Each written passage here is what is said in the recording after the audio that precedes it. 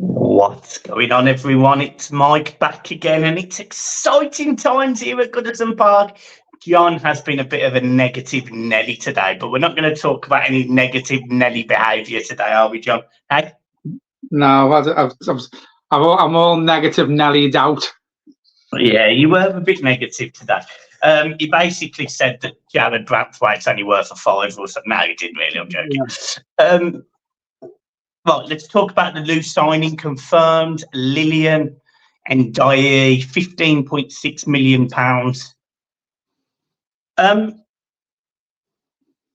I am happy. However, I'd like to see him add some goals to those numbers that he's got. You excited? Well, we spoke the other week, didn't we? Well, a couple of nights ago about the signings that we were linked with and the signings that we were on the verge of making. And this one excited me. And then I looked at the stats that I sent you today, and it's a bit underwhelming, really. But listen, he's played in English football before with Sheffield United. He's mobile. He knows where the goal is. But as you say, he needs to add goals to these numbers of games that he's played. I can't remember. I think it was 121, 122 games, and I can't remember how many goals he'd scored. But listen, it's not emphatic. And when you add to Dominic Calvert-Lewin averaging 5 goals a season to Ndiaye, and that's if Calvert-Lewin's still here, it's still not enough to push us on. So for me, I still think we need to go out and get a striker. But listen, back to him, Ndiaye, £15.6 million, 1.8 million add-ons, I think it adds to as well. These are the sort of figures that we're going to be spending. And, this is what I was negative about today. I spoke to you because there was a certain Everton fan that boiled me a bit today. I can't believe you've just called him a certain Everton fan. I mean, that's rude, that. Well, yeah, because he boiled me. So I think what a lot of Evertonians have got to understand is when Dan, the man, gets the keys to Goodison Park, he's not going to come in and splash the cash because he can't. And a lot of Evertonians are thinking, as soon as he comes in, and because we didn't sell anyone before the 30th of June, i.e. Branthwaite, Calvert-Lewin, and, Anana, we're all right now. And unfortunately, it's probably going to take 2 or 3 years. So going back to the signing that we've made today, I think they're the sort of figures that Everton are probably going to be spending, not massive amounts. And I think, as you said today, the main thing is being in the Premier League when we go to Bramley Moor. And I think the signings we've brought in will help towards that. But the team still needs strengthening a lot for me. Yeah, I don't disagree with anything you've just said there. I don't. When we were talking earlier, you had just come off the back of a negative phone call, and I think the perception's a little bit weird. I think the perception is that Dan Friedkin comes in and solves all the problems, but it took him a little bit of time at Roma as well, and they have slightly different PSR restrictions than we have. Everton are going in the right direction.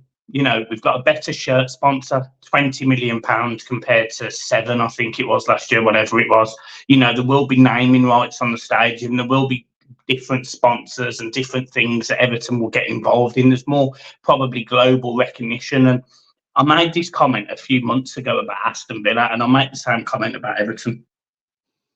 Aston Villa have got to the point now where they've developed this team from relegation to finishing in the Champions League last season. And if they're going to kick on now, they need to make their brand, their global image increase significantly. And that's what Spurs did about 6 or 7 years ago. There was no difference between Everton and Spurs probably 10, 15 years ago under David Moyes. And, Spurs had various different managers, including like Martin Jol, for example. There was very little difference between the teams, Everton, Spurs and Aston Villa. Yet Spurs are now deemed a top 6 club. Aston Villa are playing Champions League football, and Everton are in a mess, or were in a mess and getting better. So that this is now Everton's time where they've got to concentrate on building that big, push on. Worldwide brand. That's got to be exciting football. It's probably got to be a manager that is getting the best out of these players. I'm not sitting here saying Dyche isn't that man, by the way. I'm just saying it's got to be a manager that can do that. Everton have got to become attractive, not just on the pitch, but off the pitch. And at the minute, Everton are a well-recognised and respected football team that isn't respected by the Premier League, let's be honest. Isn't really respected by some of the top 6 clubs. Man United is the obvious point. So Everton have got to do things now that make people go, oh, look at them. Look at them. How exciting is it to be an Everton fan? And that's what we've got to do as a business, as a brand, as an organisation.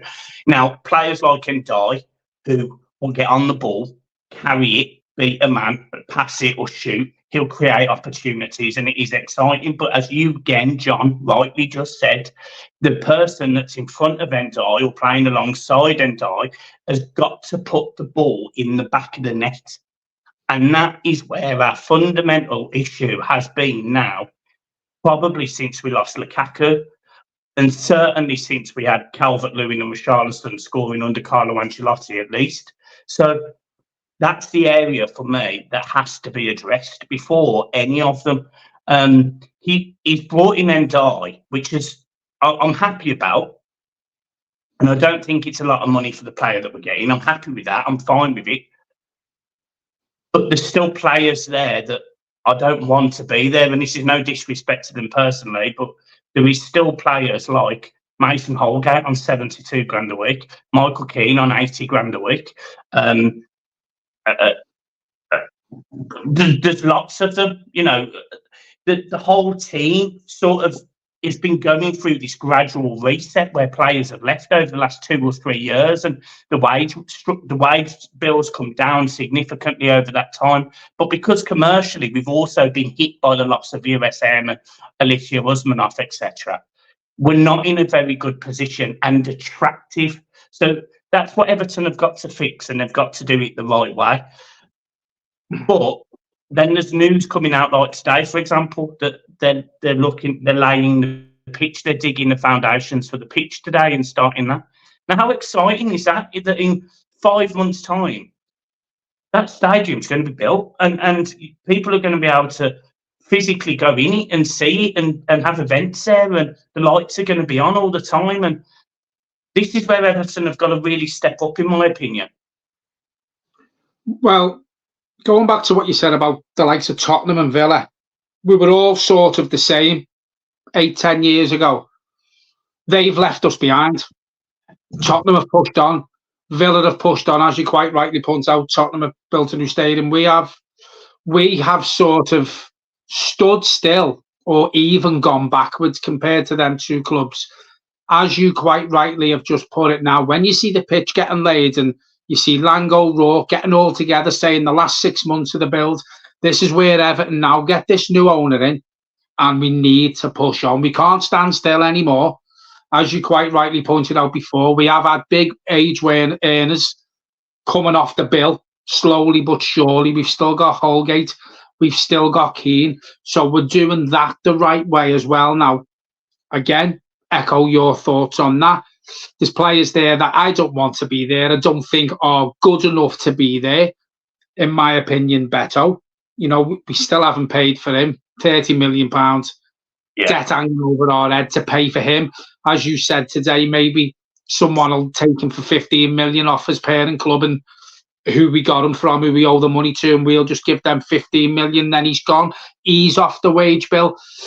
But I've pointed out that we need to be clever now with these new owners coming in, how we run the club, how we give contracts out, and the sort of players we bring in. Ndiaye won't be on big wages. Ndidi, we've been linked with him, won't be on big wages. The lad from Aston Villa we've just brought in won't be breaking the wage bracket. So these are the sort of players that we are bringing in. Young players. I think Ndidi's a bit older. But looking to the future, and for me, and again, this is going to sound negative because I'm not sort of looking further and further on, but for me, this is one of the biggest seasons in the history of Everton Football Club coming up, for the simple fact of the matter, we have to be in the Premier League when we go to Bramley-Moore. If we are, then instead of taking 2 or 3 steps forward every now and again, like we're hoping now, once we get into Bramley-Moore and we've got the naming rights, we've got the sleeve sponsor, we'll have a new sponsor all round the pitch, the ground, we'll have sponsors.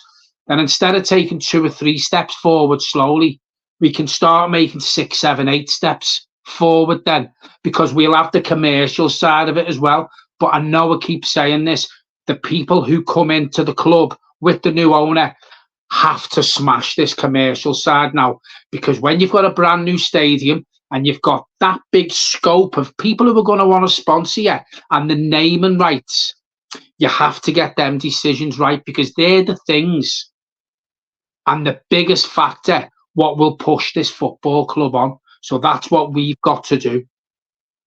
Yeah, you're spot on. And I think the other thing is you've got to look at the people that are coming into Everton Football Club by the looks of it, and the Friedkin Group. Roma have just recorded their best commercial revenue ever, I believe. And if you put that into perspective, I think it's about half what Everton make in terms of commercial revenue. So if he can do a similar job to what he's done at Roma, Everton are going to be better off anyway, irrespective of anything. The one thing that I think we've never done with Goodison, and I think we should have, is we should have turned it into a... Goodison Park is renowned countrywide. You know, you hear pundits, you hear former players, you hear fans of other teams saying, I love Goodison Park, I want to go back to it, it's a good old stadium, all of these positive things about Everton Football Club and Goodison Park. But do you think we've ever done enough about the match day experience to talk about the history? You know, I'm almost talking about like a museum on site where people could have gone and seen that Everton was a semi-final round in 1966 in the World Cup. Or there's no... Everton fans, we all know the history of Goodison Park and all the firsts that we've done. The first team to have corner flags, first team to have 3 tiers, first team to have 2 tiers. But other fans don't know that. And I always thought for years that was an opportunity for Everton to keep Everton promoting who we are as an identity. And I just hope that the Friedkin Group get that right in the new stadium and really honour who Everton Football Club are. Well, as far as I can remember back, you know, I was young when the Moores family owned Everton, and you know, they tried to do their best to run it as a business, but as a football club for the fans. And you know, they tried to add match day experiences and stuff like that. And obviously it's been a battle. You know, in the 80s and 90s we were successful, but again, we didn't promote Everton as much as what we should. Perfect example for you, around Goodison Park on a non-match day, you'll see 2 or 3 people at the Tixie Dean statue taking pictures of the names on the wall, and just behind them we've got a really, really small club shop, right? Yeah.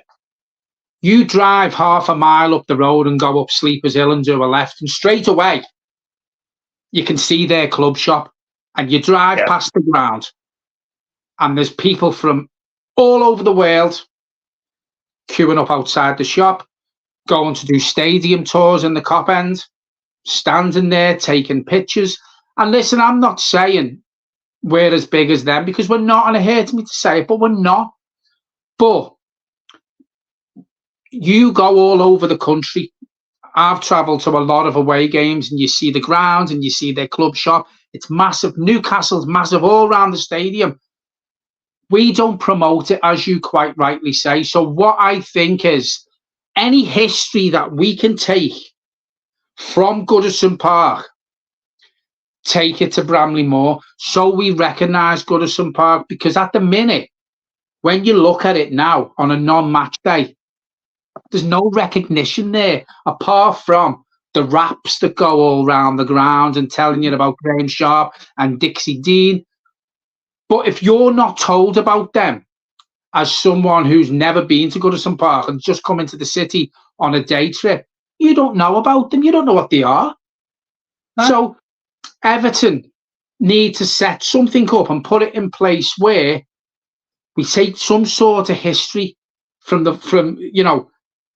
Goodison Park and put it on walls outside the ground, put it on the Dock Road wall, first club to have under soil heating, stuff like that. Because as you quite rightly say, apart from Everton fans, who knows that? And that is massive for a football club, as you quite rightly say. First team to have corner flags, first team to have names on the shirts, 3 tiers under soil heating. But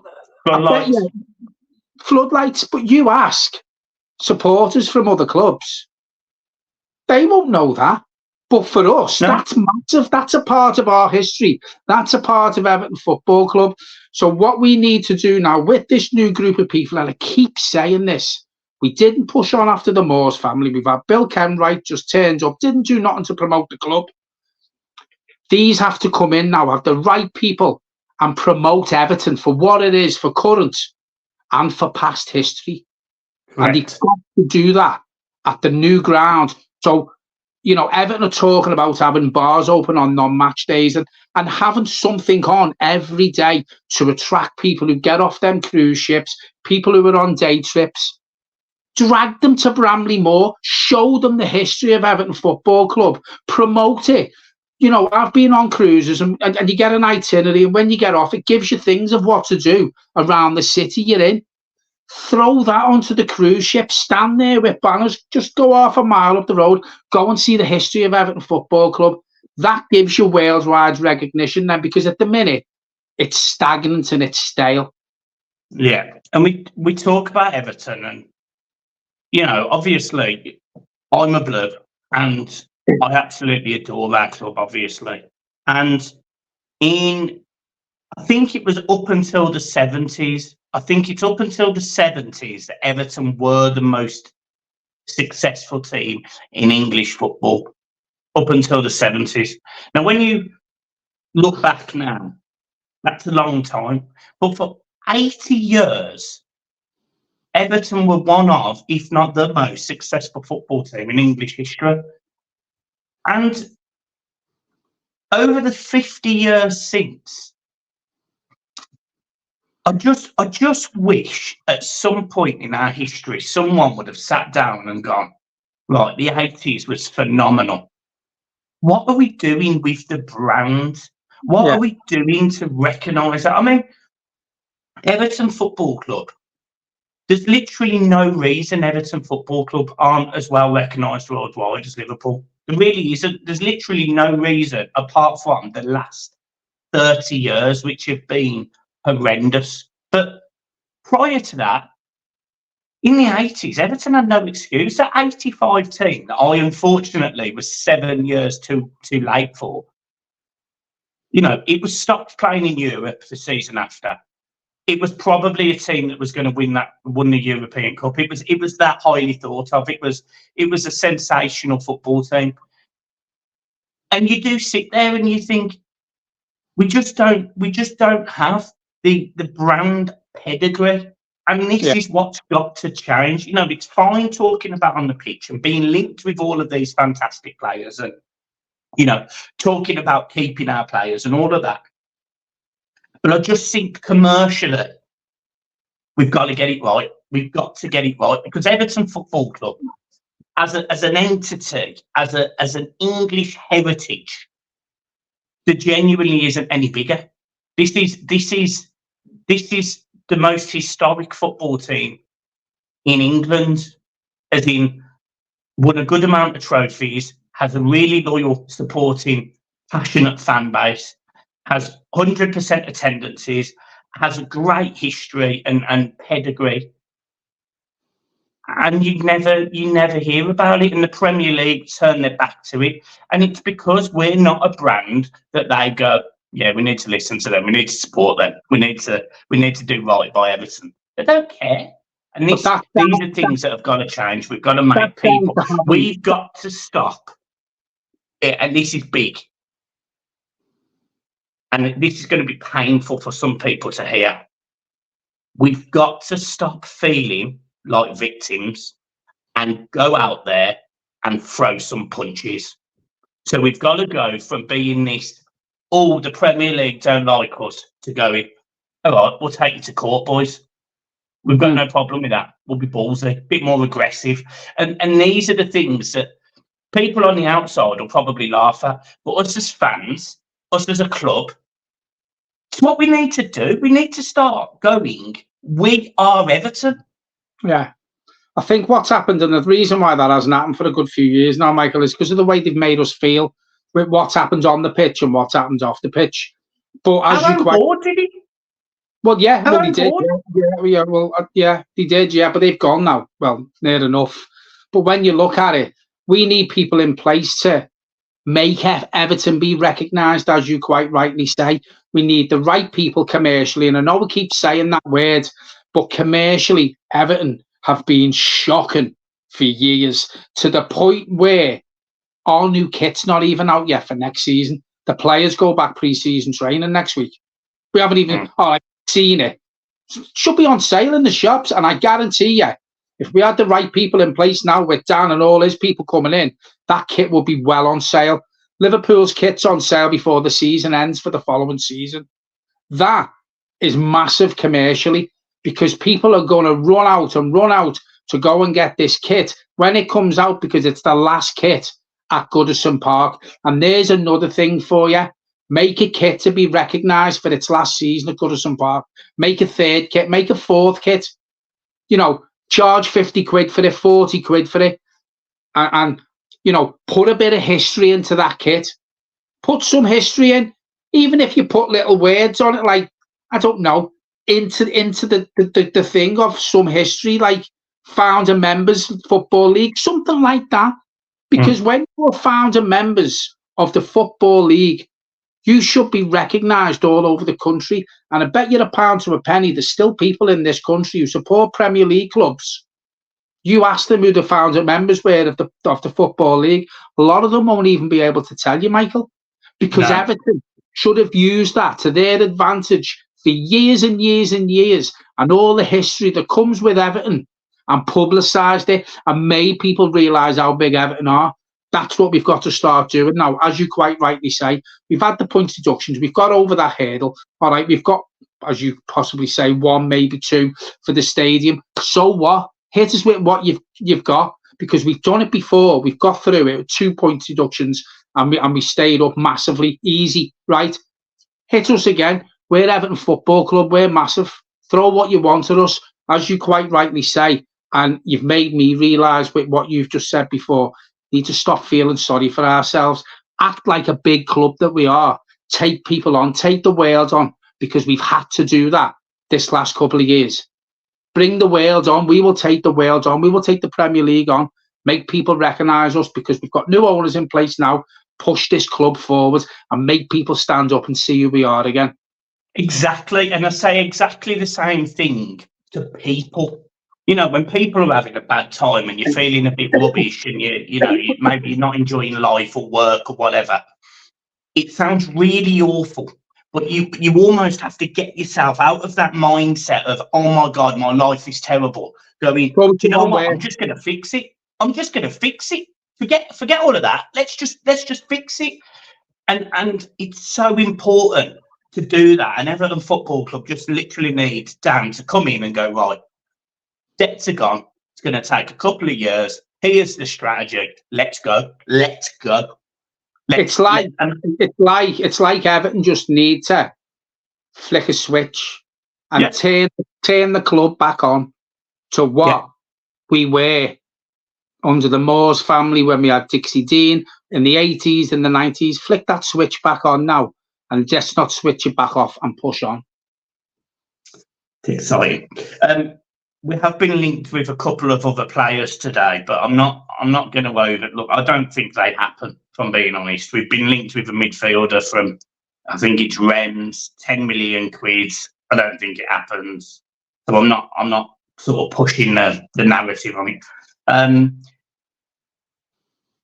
One of the things that I did read, though, look, this was from Football Insider or 24/7 Sport or something. I don't necessarily believe it, but they were talking about Dyche being replaced simply because of the brand of football that Dyche plays. We've had this discussion before about Dyche and the brand of football and how he does deserve credit for last season rather than being thrown under a bus. I mean, we slagged him off for a lot of the season, but in the end, he did come good. I can't sit here and fault him. It would be unfair, in my opinion, for him to be sacked now, or when Dan comes in, because I'm getting the feeling that he has got a plan, or at least between him and Kevin Furwell, they've got a plan. Well, we spoke about this last week, didn't we, Michael? With the players that we've been linked with and the players that we've brought in, we probably are going to change the way, not massively, but change the way we play. Now, it's down to Dyche now to see if he can play like that. Because when you look at them, I don't think he's really had players at his disposal with the players that we've brought in with a turn of pace. And Ndiaye, for example, can bring people into play. We'll run with the ball. We haven't. Pace is the big thing for me. Pace. When you look at this Fulham to Everton team from last season and the season before, we weren't blessed with pace. Now, for me, I wouldn't have said this last season when we won one game in 15. For me, Dyche 100% should not be sacked before the season starts and be given a chance to prove his worth with a couple of new players added to the squad, to the new owner. Now, if he can't grasp it and he can't change the way we got to play, and if it's turgid football and it's boring football and the results aren't right, listen, the problem we had last season when we won 1 in 15, any other manager's sacked, gone, out the door. Everton couldn't afford to sack him and his backroom staff. Now, if Dan Friedkin is in charge at that point last season, 1,000,000% Sean Dyche is no longer Everton manager. But the way it worked out, he'd done enough and more to keep us up, and we probably should have finished about 11th, even though we won 1 in 15. So following on from what you said, 1,000,000% he deserves to be at Everton Football Club as of now. Yeah. I've got nothing else to add, John. No. Are you feeling better? Yeah. I mean, as I said to you today, I probably come out the other day and said this is probably the most excited I've been going into a pre-season. It was probably a bit preempted because the players we were being linked with and the players we've brought in, Jack Harrison, for example, underwhelming for me. Given a 38, 39-year-old Ashley Young another contract, underwhelming. Having to give Coleman another contract. And I have no problem with Seamus Coleman being at the club.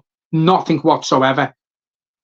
But I want to push on. I want to get rid of the sentimentality, whatever it is, sentiment. I want to get rid of it.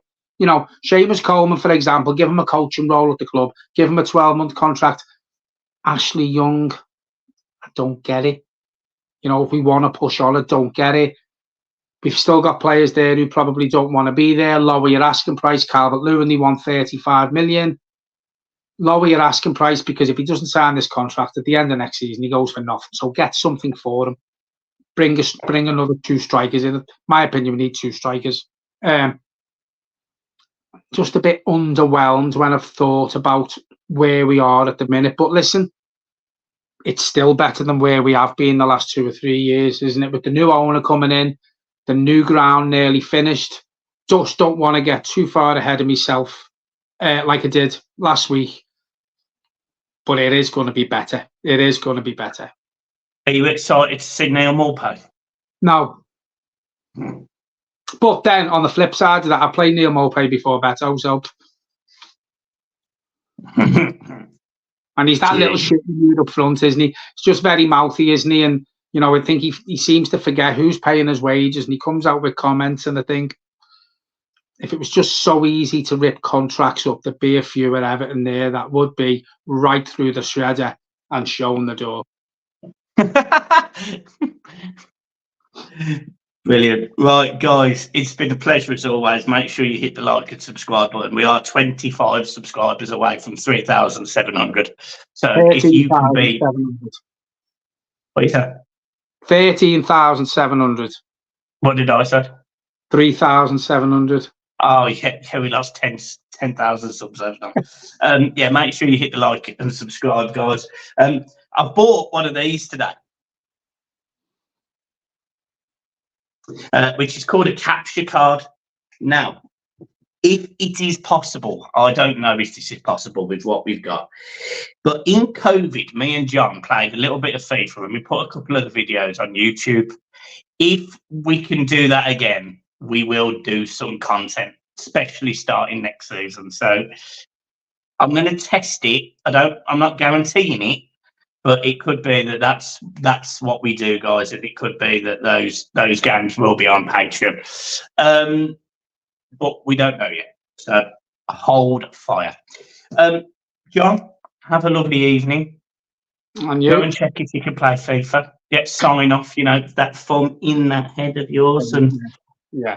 And yeah, guys, let's be positive. Yeah, it's exciting. What did you just say to me? That you wouldn't be playing if your missus wasn't out. I could play whenever I want. Brilliant. I can. Finley's playing in his room. He don't want to know me anymore. Harriet will be watching telly in bed probably, so I'll just sit there with me noggin me on. I didn't say that. Oh, I'm joking. Right, guys, have a good one. Keep smiling up the softies. Peace.